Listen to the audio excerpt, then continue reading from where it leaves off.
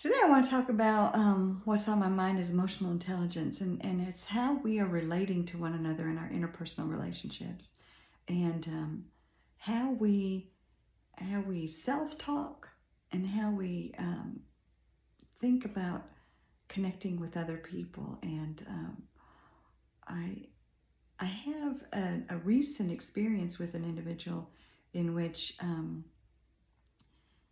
the dichotomy between an emotionally mature person and a person who's struggling to try and be um, emotionally mature, it became very, very apparent. And one of the things that it caused me to sit in a space of is, how do you manage your communications and your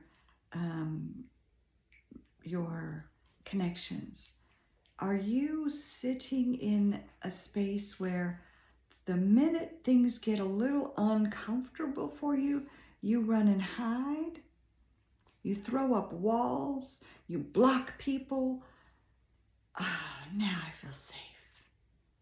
Well, you are for a minute, because the universe has a funny way of bringing the same thing around again and again and again. Different people, you can block 100 people, and the universe will come back around on this side. And you think that new person in your life is going to be such a jewel. Oh, it's so fun, it's so fresh, it's so new. And then all of a sudden, ding, ding, ding, ding, ding, the universe starts triggering you again in the same exact way. And that's why we see on social media a lot of women saying, oh, all men do this. All women do this. Well, no, all men and all women don't behave the same. All of the men and women that are coming your way do, because you have put up blocks and barriers, and the universe is sending you the same message because you're not dealing with your shit.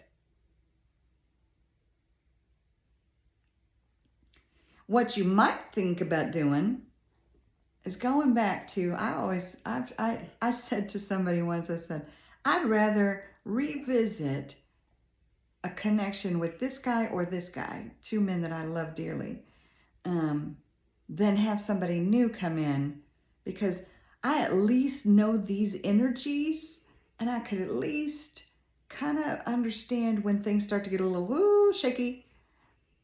I already know that it's the devil kind of conversation. So when I revisited with one of these energies, as soon as it started to get shaky, I said, okay, I see you. I see exactly what's going on right here, right now.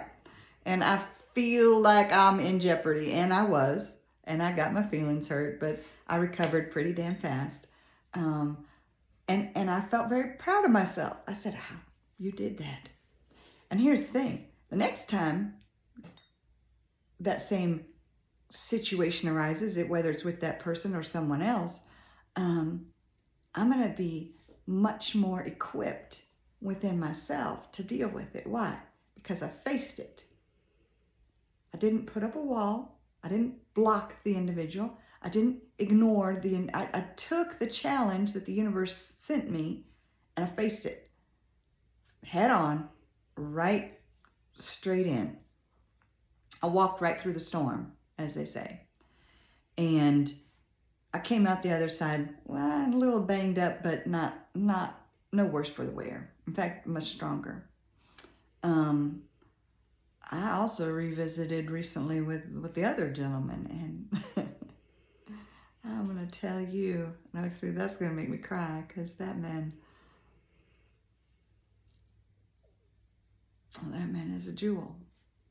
That man is a affirmation from the universe that says, yes, you are on the right track. Your ability to step into a space of being loving others regardless of how they behave, is absolutely yes, on point. Be love. Be kind. Be patient. Be slow to anger. Step into a space of being empathetic for another person. Well, I don't know what the heck is going on over here, but that person must be hurting. Because nobody would treat another human being that way unless they are incapable of understanding what is on the table in front of them. They don't understand how to be loved, how to receive love. It can be daunting. I was told that. The energy that you put out, the love that you give can be daunting. I said, but it's love. I just love. No, Deb, it's not just that. It reveals in a person the ways that they are not loving. And nobody wants to see that. And I felt like initially I thought, well, I'm sorry. And then I said, well, no, I'm not sorry.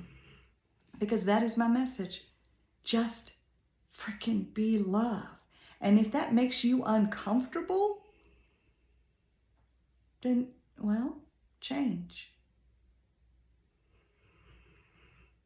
Or don't. And go sit around the people who are being unloving. There's plenty of them out there. You'll find yourself a tribe of unloving people. People who want to be angry. People who want to be hateful. People who want to be depressed and in despair. You'll find plenty of them. You will not find there is joy. You will not find happiness. You might find a tribe.